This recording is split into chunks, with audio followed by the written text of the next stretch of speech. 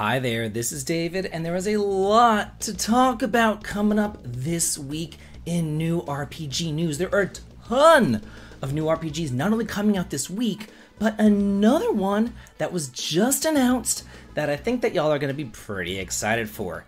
This right here that we're watching is the reveal trailer for Shin Megami Tensei Soul Hackers 2. If that sounds familiar to you, that is because Soul Hackers 1 was first released way back, I think in like 1997 on the Sega Saturn. Then it was ported to the PS1, but they were never actually released here. They ended up coming out on the 3DS over a decade later. The original one was more of a dungeon crawler. This is much more of an SMT game than it is a Persona game. It still does use that press turn combat, where if you hit a weakness, you get like an extra turn and things like that. But instead of actually summoning demons to be in your party, it looks like humans are in your party, which is something that I can definitely get behind. It's really, I really like how there is no first-person dungeon crawling, because the first game, that's what it was. This one, not so much. So I am thrilled about this coming out on August 26th. But it's not coming out for the Nintendo Switch for whatever reason. They're going to release SMT5 for the Switch and nothing else, but then they're going to release this for the PlayStations and the Xboxes, but not the Switch? That doesn't really make any sense to me. Why are they dividing their fan base like that? But hey, whatever. I have a PS4. I can buy this. I am a happy camper about this one coming out later on in the summer. Next up, coming out this week, February the 25th, is Elden Ring.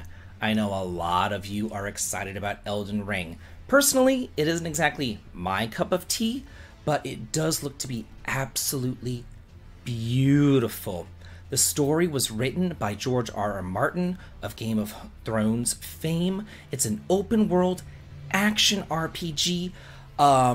It's developed by Namco, so it has kind of like that JRPG developers, but it looks very, very, very Western. So it's kind of a meeting of East and West together. Personally, I am not going to buy this day one, because I've also heard that it's kind of like a Souls-like, which is, also not really my thing, so it has two strikes against it. It's kind of a Western RPG design, plus it's a Souls-like. So this is coming out on the PlayStation 4, the PlayStation 5, the Xbox, and the PC, and to me, this kind of looks like one of those games that, those games that are released on Steam, and then like a couple of months later, they're like deep discounted to like $10 or $15. That's kind of the vibe that I'm getting from this one. It looks fantastic, and I'm sure it's going to sell really well. But I also think that they are going to put this one on sale pretty quickly. So I will probably purchase this on sale and play it because it looks like a fun time. It just doesn't look like a day one purchase for me. Next up, releasing on February 22nd, we have Monarch. Yeah, I did a review on this game on my channel. You can find it. It was just a couple of weeks ago. Did a review on it, and to me, not a fan. It felt really low budget. I know that it has some hype behind it because it has like the 7 Deadly Sins going on. It comes from the developers of the SMT series, but it was just kind of like some kind of weird strategy RPG thing meets high school sim with a SMT flair, but it looked like it was created back on the PlayStation 2 with like the Shadow Hearts characters or something. It just looked cheap. It was boring, and then as the final nail in the coffin, there's some transphobia too, so I am steering clear of Monarch myself, but hey, if you want it, February 22nd, pick it up. Coming out one day later on February the 23rd is the 6th game in the Final Fantasy series, Final Fantasy VI Pixel Remastered. I've been playing through all the Pixel Remasters over on the Twitch.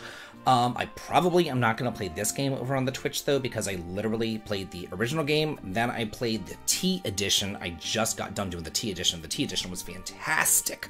I have a video all about the T Edition as well.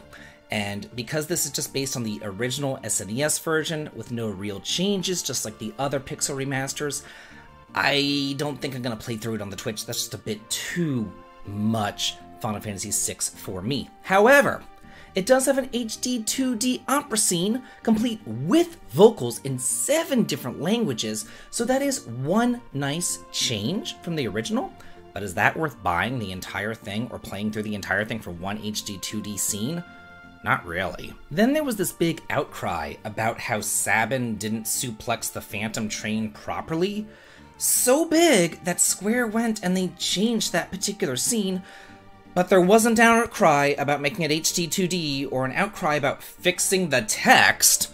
No, let's outcry about a train not turning upside down. Like, I don't understand why people complain about stuff that really doesn't matter when, look at this text.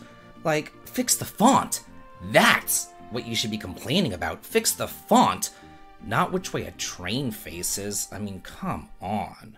And now, on February the 25th, still this week, yeah, there's even more, we have Atelier Sophie 2. So this is interesting. I'm not the biggest fan of the Atelier series. I've said it before, I'll say it again, but this is still pretty interesting, because here's the deal.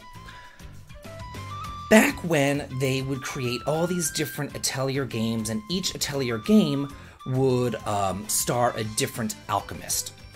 They never really made sequels. They would be in like the same country or the same vein or have the same thematics or theme, but it would star different characters. But then whenever Atelier Ryza came out, and they actually made a sequel to that, and the sequel did well, Gust was like, oh, maybe we should go back and we should find the popular alchemists from previous games and make sequels to those games too. And that's what they did here. They found the most popular alchemist, Sophie, and they said, hey, let's make a sequel to her tale. This is kind of like Final Fantasy IV The After Years. Remember whenever that came out? I remember. I was really thrilled about it because I loved Final Fantasy IV. And Square knew that Final Fantasy IV was one of the favorites in the series, so they were like, hey, let's make a sequel to that. Let's make an After Years. That's kind of what this is. It's kind of an After Years to it. There are no time limits in the original Atelier Sophie. There's no time limits in this one as well. So more than likely, if this game does well, Gust is going to be making sequels to a lot of the other Atelier games that previously came out, and Gust is kind of a machine with these Atelier games. They're always pushing them out. It's like one after another. It's like every single year, boom, boom, boom, boom, boom, new Ateliers. So hey, if you're a fan of the series, you got a lot of games lined up for you. Though, like I said, not really a fan, but hey, I am here to just bring y'all the news. So there's a lot, like I said, there's Soul Hackers 2 coming this summer, Elden Ring on the 25th, Atelier Sophie 2 on the 25th, Monarch on the 22nd, Final Fantasy VI Pixel Remastered on the 23rd. My wallet is screaming, I am telling y'all. So what are you most excited for? Please let me know in the comments, and as always, have a good day.